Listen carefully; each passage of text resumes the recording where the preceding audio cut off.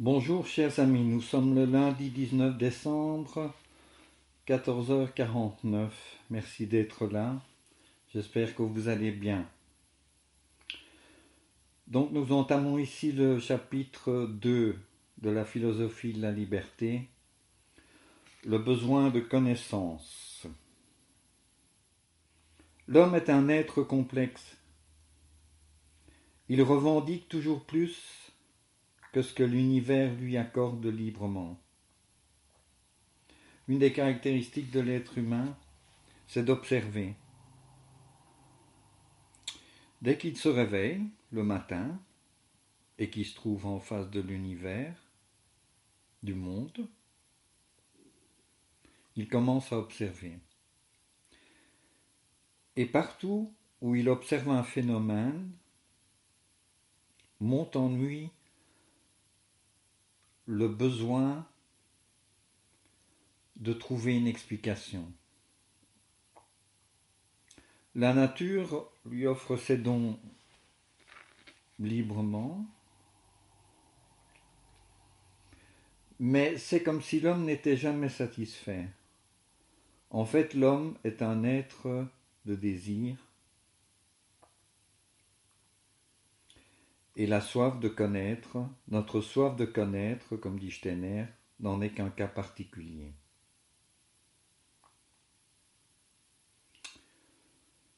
Un oiseau passe dans le ciel, on se demande d'où il vient, où il va. C'est l'automne, les feuilles tombent des arbres, on se demande pourquoi les saisons se suivent. Pourquoi chaque année, à la même époque, les feuilles tombent des arbres, le givre.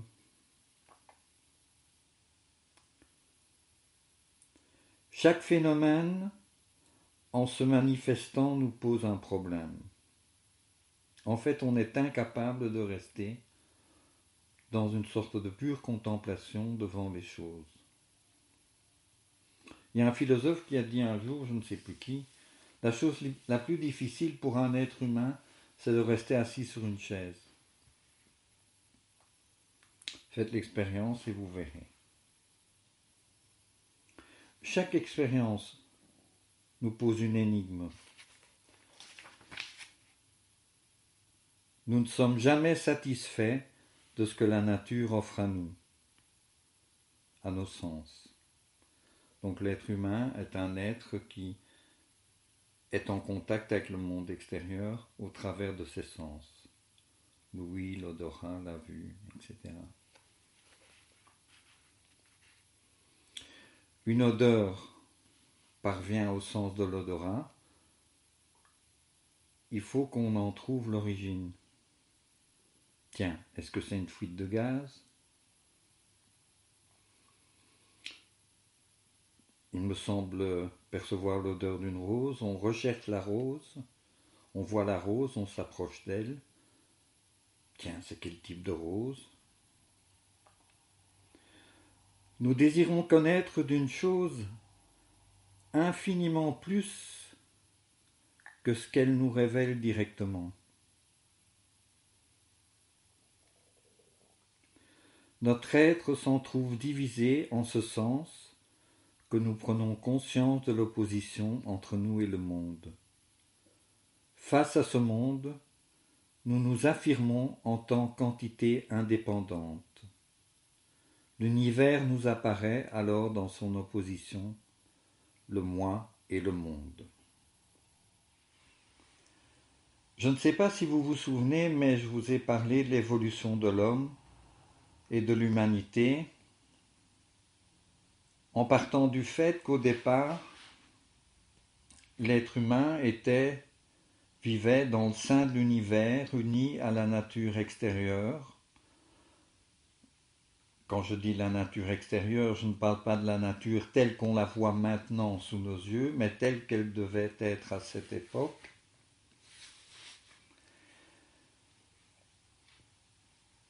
Et progressivement, l'être humain est sorti de cette communion avec la nature et on a étudié brièvement l'évolution de la croyance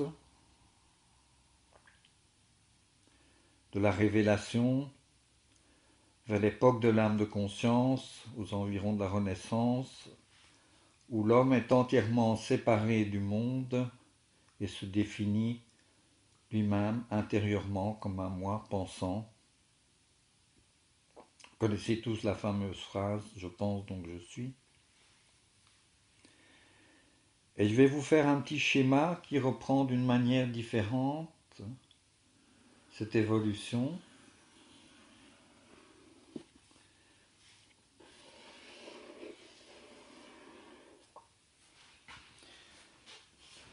Voilà donc le monde au départ.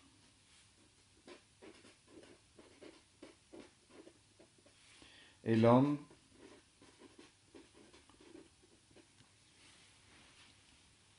qui ne font qu'un. Progressivement, au fur et à mesure de l'évolution, une séparation va se faire.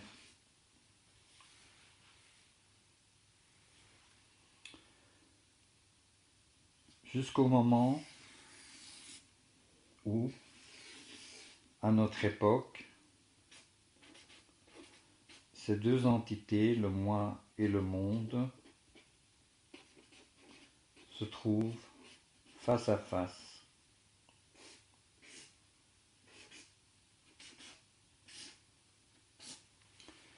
C'est la situation actuelle.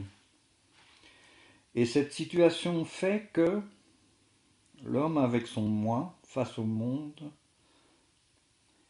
est comme dans un sentiment d'isolation.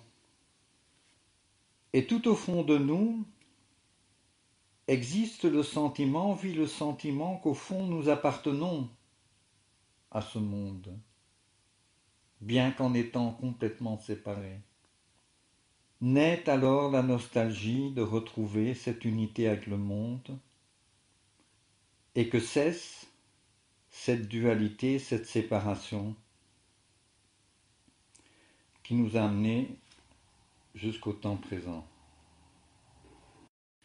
Dès que notre conscience s'éveille, admettons qu'on soit endormi, c'est la nuit, on rêve, on arrête de rêver, on ouvre les yeux, la séparation se fait entre moi et le monde. On reprend conscience de soi dans un demi-sommeil, ça prend quelque temps, et le monde à l'extérieur reprend sa netteté, je dirais même sa rugosité face à nous, qui sommes, que nous ressentons comme un moi, comme une individualité.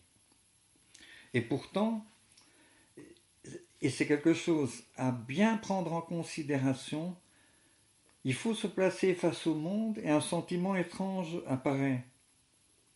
C'est que malgré tout, on est plongé dans ce monde. D'abord, on est plongé dans ce monde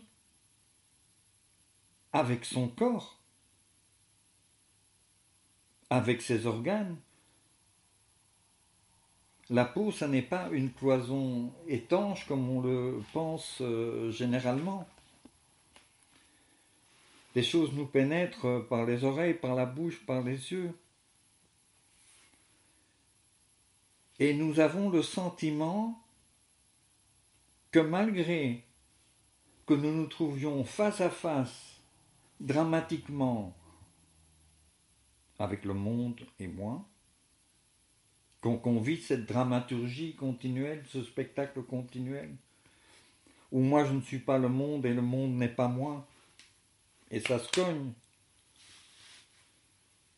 Ça se cogne. L'enfant connaît bien ça. L'enfant avec son petit ours, sa doudoune, son truc. Il ne fait plus qu'un, il ne fait qu'un pendant toute une période de sa vie avec le monde qui l'environne. Il raisonne à tout ce qui ce qui se passe autour de lui, mais cet autour de lui, c'est nous qui le définissons. Pour lui, il n'y a pas d'autour de lui. Le bruit qui est là est lui en même temps. Il est plongé dans le sein du monde. Ce n'est que petit à petit qu'il va se libérer de son ours en peluche et qui va jeter sa sucette par-dessus la haie et dire moi je suis et moi je. Et c'est le début d'une longue aventure. Et étant adulte, cette dramaturgie s'amplifie avec l'autre côté polaire de ça, cette nostalgie, ce sentiment que malgré tout, nous appartenons au monde. Et l'histoire de la vie spirituelle reflète cette inlassable recherche d'unité, la religion, par la révélation. Et quand ce n'est pas une révélation directe, c'est par le biais d'un être humain, d'un initié, d'un mage, que sais-je, Moïse, qui a vu Dieu et qui dit que, et qui nous donne les tables de la loi. La religion par la révélation, l'art, les artistes qui utilisent les matériaux du monde pour ajouter quelque chose qui provient de son propre moi à ce tableau extraordinaire qu'est le monde. Et l'homme de science qui recherche l'explication des lois naturelles par expérimentation, de longues nuits d'expérimentation, expliquer la nature des phénomènes. Et tout cela pour retrouver le lien que nous avons brisé nous-mêmes. Et ça, c'est très important. Le lien n'est pas brisé à l'origine, c'est nous, par notre évolution, qui l'avons brisé. Pour retrouver le lien que nous avons brisé nous-mêmes, il faut que le contenu de l'univers, ce qui se trouve là-bas, hors de moi, devienne le contenu de ma pensée. À ce moment-là, je commence à retrouver le lien perdu.